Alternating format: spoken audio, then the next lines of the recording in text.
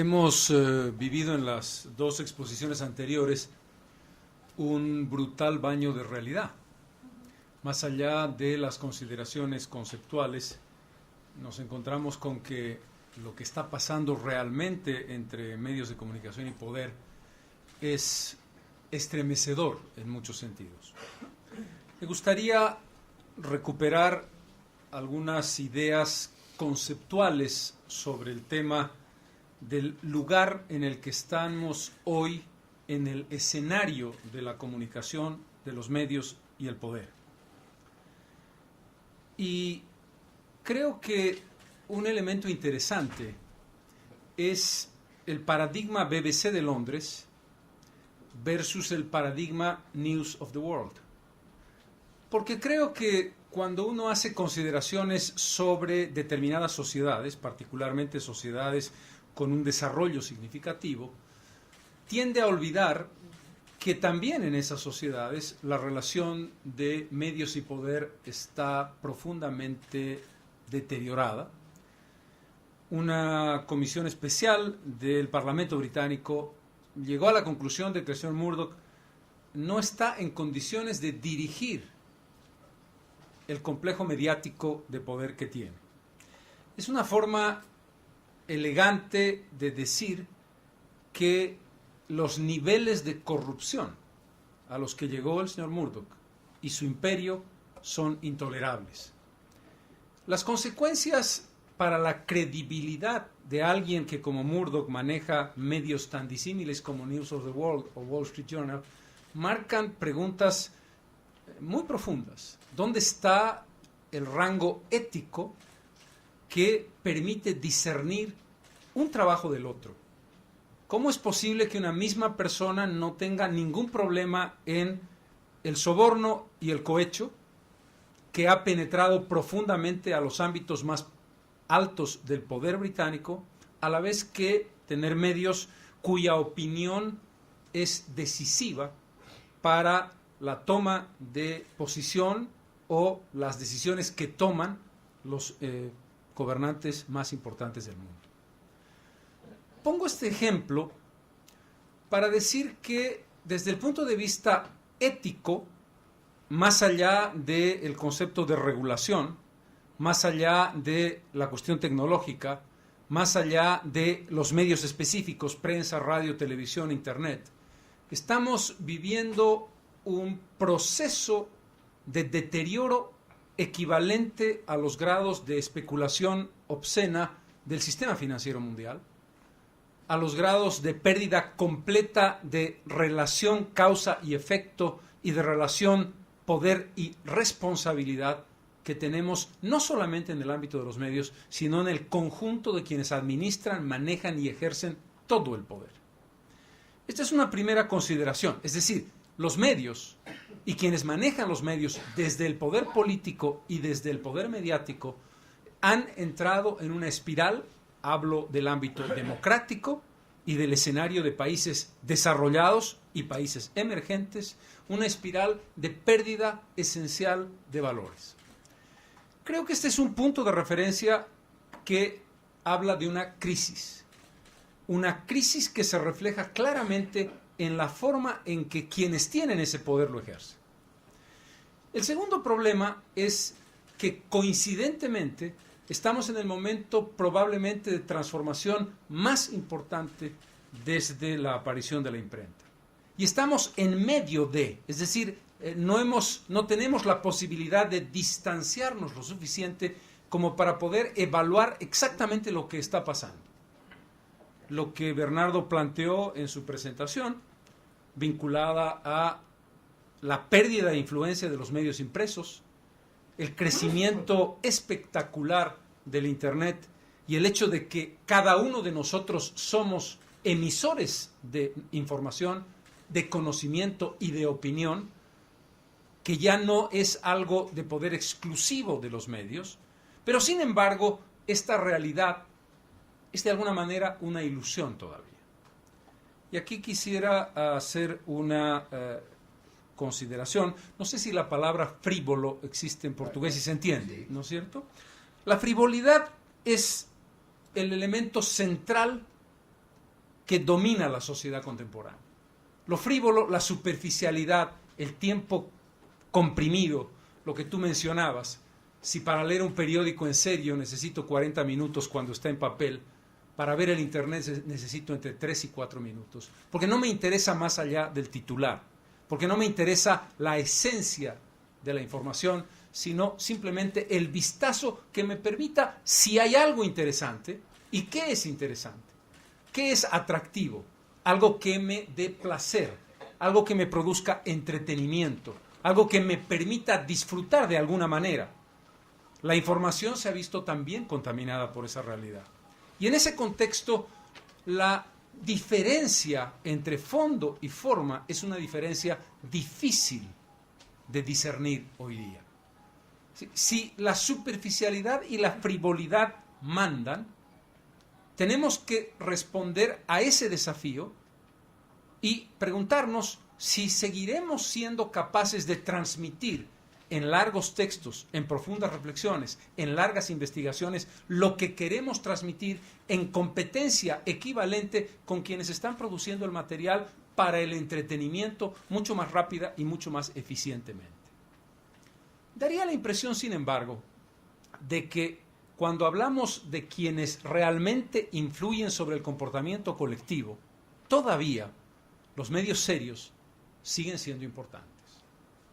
¿Qué provoca la renuncia de un ministro por corrupción? ¿Una comunicación en Facebook? Es la consecuencia de. Pero es el producto de una investigación periodística que descubre que hay un hecho de corrupción profundo, que da lugar a que la palabra básica, credibilidad, permita que un medio creíble sea el referente que plantea la explosión. La explosión luego se multiplicará por 1000 y por 1 millón y por 10 millones en el tweet, en el Facebook, en el Internet en su conjunto. Pero todavía la base de la credibilidad está en los medios serios. La pregunta del millón que se están haciendo los medios serios y que has planteado tú muy bien es ¿cuánto tiempo más podremos mantener esos dos factores? Seguir siendo creíbles en el rango global de quienes nos siguen y tener, esto es lo más importante, la capacidad de infraestructura de periodistas, de financiamiento y de poder que hagan que esos medios en el largo tiempo permanezcan. No lo harán aparentemente sobre el soporte que existe. Si uno hace una valoración de lo que está pasando con los medios escritos, el descenso de ventas es absolutamente abrumador y lo que tú decías también, el crecimiento exponencial de quienes leen el Jornal do Brasil en Internet no implica que Jornal do Brasil está recibiendo un dinero equivalente a la cantidad de lectores que tiene. Y cobrar por el servicio no acaba de ser una solución. Uno, porque no te da el ingreso que tú tenías del otro modo, y dos, porque no sabes si en el mediano plazo acabaré yo, lector, buscando otros caminos, porque para la información en bruto tengo N posibilidades. Entonces, este proceso de transición plantea una pregunta básica. La credibilidad no está apoyada en el número, no está apoyada en la cantidad, está apoyada en la construcción de un prestigio de los resultados de mi trabajo. Pero como en otras muchas cosas, el que yo diga que mi tatarabuelo fue el fundador de una empresa que fabricaba textiles en 1758 es irrelevante en el momento en que viene una empresa que se creó hace 2 semanas y que vende 10 veces más que yo. Nadie llorará que la empresa de mi tatarabuelo desaparezca. En consecuencia, esta lógica del valor acumulado en términos de prestigio no parece funcionar en el mundo de hoy, en este contexto de especulación tan importante. El siguiente punto, referido al impacto, es que en contra de lo que pasa con los medios escritos, la televisión sigue teniendo un poder fundamental. Radio y televisión no son medios ni marginales ni con tendencia a convertirse en marginales. Otro tema es qué va a ocurrir con los medios tradicionales que están haciendo televisión. Leí hace un par de días que CNN ha entrado en una crisis de audiencia extraordinariamente importante contra Fox, Quien conozca Fox en los Estados Unidos dirá cómo es posible. Es posible.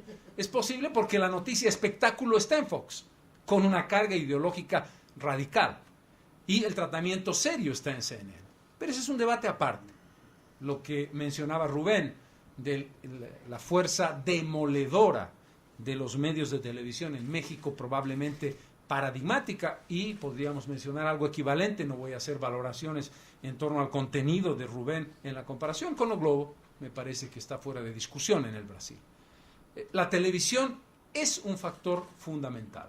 Alguien decía que la primavera árabe tuvo que ver, y es verdad, con el Twitter y con la multiplicación de quienes como ciudadanos comunes tienen ese medio multiplicador espectacular. Sí, pero la concentración del movimiento acaba en las pantallas de televisión. Las pantallas de televisión son las que reflejan esta construcción. La construcción del movimiento de los indignados no tendría la repercusión mundial solamente a través del Internet, sino en ese complemento casi indiscernible, inseparable entre el medio masivo público y las redes sociales, por llamarlo de un modo específico, y también la multiplicación del Internet. En el futuro, en consecuencia, radio y televisión seguirán jugando un papel fundamental en la construcción del imaginario social. Y, en consecuencia, el rol que la relación Estado-sociedad tiene en función de la regulación de esos medios sigue siendo o seguirá siendo importante.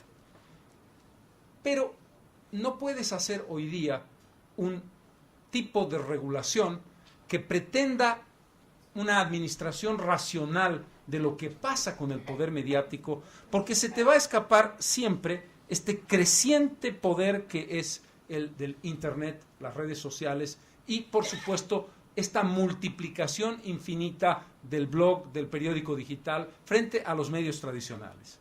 Ahí el Estado tiene poco o nada que hacer. El Estado no da concesiones, ni hay un espectro electromagnético, ni puede discernir, ni diferenciar y decir esto va y esto no va. Pregúntenle a China, en este momento lo que puedes hacer todavía es controlar el acceso del usuario a Google o a determinado tipo de información que Google está generando en sus motores de búsqueda. Pero cada vez son mayores las posibilidades de burlar estos controles a través de la propia pericia de quienes son consumidores de estos mecanismos. En consecuencia, es difícil plantear la idea de regulación como un todo. El Estado ya no puede ser el regulador del tráfico de información, del contenido de información y de la idea de responsabilidad, sin perder de vista un hecho fundamental, que no está claro, y en América Latina el debate es muy vigente. ¿Qué significa la regulación desde el punto de vista de la responsabilidad del Estado? La autorregulación no acabó de funcionar. La regulación planteada en los ejemplos de Argentina o Bolivia, que establecen porcentajes de participación, 1/3 para el Estado, 1/3 para los privados, 1/3 para la sociedad civil. En el caso de Bolivia es 1/3 para los pueblos y naciones indígenas originarios campesinas. Es decir, que los indígenas tendrán 1/3 de la totalidad de las concesiones que se den desde el Estado. ¿Cómo puedes tú establecer que eso será manejado objetivamente por los pueblos y naciones indígenas originarios? Es imposible. ¿Qué se entiende por sociedad civil en el caso de la Argentina? Es otro tema. ¿Cuáles son los elementos que definen la noticia debe ser manejada con veracidad y con responsabilidad? ¿Quién dice que es veraz y quién dice que es responsable? ¿El gobierno? ¿Mi subjetividad? ¿La discrecionalidad que tengo yo para controlarte? Es decir, nos manejamos en un ámbito terriblemente difuso que termina planteando la pregunta que ya se ha respondido en sociedades más desarrolladas. Tú tienes un sistema jurídico del que la prensa no escapa y no necesitas una legislación específica. Si yo he cometido un exceso como medio de comunicación, deberé atenerme a las mismas características de un exceso cometido por un ciudadano. Y yo podré presentar una querella contra ti, medio de comunicación, sin necesidad de tener una regulación especial para los medios. Que esta es un poco la lógica anglosajona sobre la que se trabaja. Lo que planteaba el presidente Hurtado es obvio. Todo depende de quién esté ejerciendo el poder. La formalidad democrática puede ser una realidad objetiva en un país como Chile o como Brasil, con sus problemas distintas de la que tenemos en Ecuador y Bolivia. La caja es democracia, el contenido no necesariamente. Por lo tanto, la idea de que tú puedes hacer una legislación que te garantice la regulación en América Latina depende mucho de quién ejerce el poder y de las características del ejercicio de ese poder. Un elemento complementario a esto es que la idea de la transparencia no es una idea aplicable en todos nuestros países.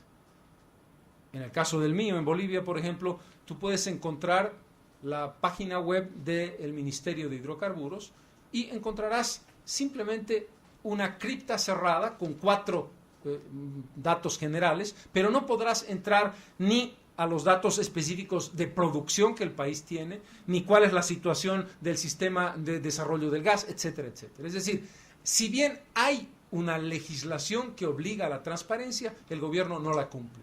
¿Cómo puedes objetar al gobierno? En la medida en que tengas poder para hacerlo, en la medida en que el gobierno esté sujeto voluntariamente y no respaldado por el voto popular, porque este es el otro elemento.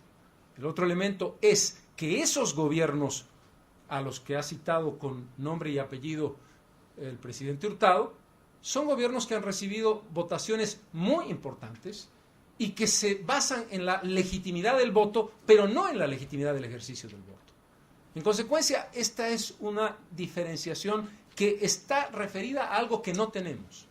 Tradición institucional, fortaleza de esas instituciones y fortaleza de la legislación sobre la base de una cultura democrática ciudadana que América Latina no ha construido.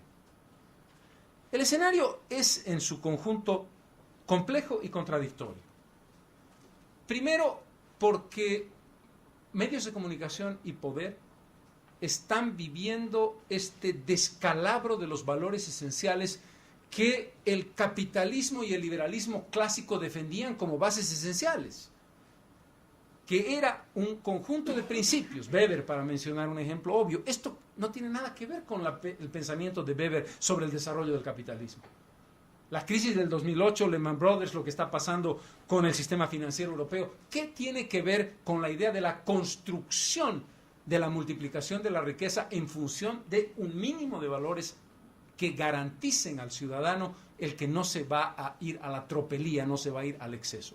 Esto va y vale para los medios. Es decir, vivimos una crisis de valores éticos en un sistema que no tiene contrapeso, porque además el contrapeso desde la óptica ética del socialismo, desmoronada en 1989, parece haber destruido la idea de que hay una alternativa a esta especie de orgía obscena, y creo que la palabra no es excesiva, que hemos vivido en el sistema capitalista actual. Los indignados son una respuesta a esto, pero los indignados no se atreven a entrar en el sistema, lo que les impide tener organización, estructura, propuestas específicas. La horizontalidad y la transversalidad como utopía no dan la respuesta que se espera. Y lo probable es que los indignados tengan 2 salidas: o su debilitamiento definitivo o su inevitable inserción en el poder en la construcción de estructuras que sean alternativas, que terminarán, lo cual no me parece mal necesariamente, en el mecanismo del poder general. Un aspecto final que quiero subrayar aquí es que los medios de comunicación, no solamente en América Latina, sino en el mundo en general, no solamente son un poder obvio, objetivo, tangible, sino que probablemente, de hecho, han trascendido la idea del cuarto poder para hacerlo de verdad. Sí, hoy día los medios de comunicación, particularmente en escenarios políticos debilitados, con partidos políticos que han perdido credibilidad, se convierten no solamente en interlocutores, no solamente en fiscalizadores, sino en protagonistas que pueden, y de hecho lo hacen así, hacer caer gobiernos y pueden fabricar figuras que permiten el acceso al poder. No es tan simple como esto, no es tan simple, es decir, la idea de que tú puedes fabricar un candidato. Quizás Brasil pueda contarnos alguna experiencia de colores a este propósito. Pero en todo caso es una posibilidad objetiva. Los medios en consecuencia entran a jugar en los dos escenarios, lo que Rubén hablaba del borracho y el cantinero. Estamos en los dos lugares y estamos en una línea nuevamente indefinible. ¿Es suficiente el mencionar a los medios como una parte de la sociedad civil sin la cual la democracia no existe? Por supuesto que la democracia no existe sin los medios. Pero los medios se han convertido en protagonistas además de fiscalizadores. Son las dos cosas. Son juez y parte. Y vuelven a tener el mismo problema global del problema del poder. No hay una lógica de causa y efecto entre poder y responsabilidad. En ese contexto, en medio de esta revolución tecnológica de dimensiones difícilmente calculables, aunque ya tangibles en este momento, creo que las preguntas son muy difíciles de responder. Tenemos un diagnóstico parcial, un diagnóstico que está en pleno desarrollo y en pleno proceso. Yo no descuidaría la idea de la necesidad de repensar completamente los valores de un sistema que no tiene respuestas alternativas. Por primera vez en la historia, a diferencia de lo que pensaba Fukuyama, no estamos ante la evidencia del fin de la historia y el último hombre. Estamos ante la evidencia de un sistema que al no tener un contrapeso, no encuentra caminos por sí mismo y está enredado en una gran confusión de la que no sabe cómo salir. Si el paradigma que representó Europa y Estados Unidos atraviesa una crisis que era patrimonio exclusivo de América Latina, por poner nuestro continente, la palabra crisis y la palabra incertidumbre eran trademark latinoamericano, ahora no. Ahora la palabra crisis y la palabra incertidumbre han cruzado el Atlántico y quienes eran nuestro faro, nuestro modelo, nuestro referente, están preguntándose si van a sobrevivir a la tormenta que ellos mismos fabricaron.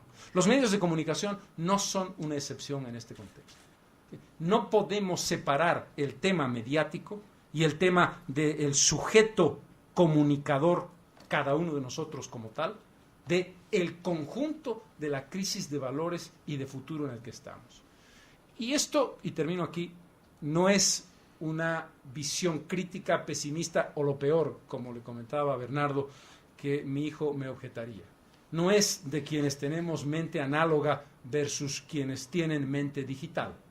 Es simplemente entender que en medio de esta revolución extraordinaria, lo que está perdiéndose es el ancla fundamental de los valores en los que creemos, independientemente de cuán cerca estemos del siglo XXIII o cuán lejos estemos del siglo XIV. Gracias.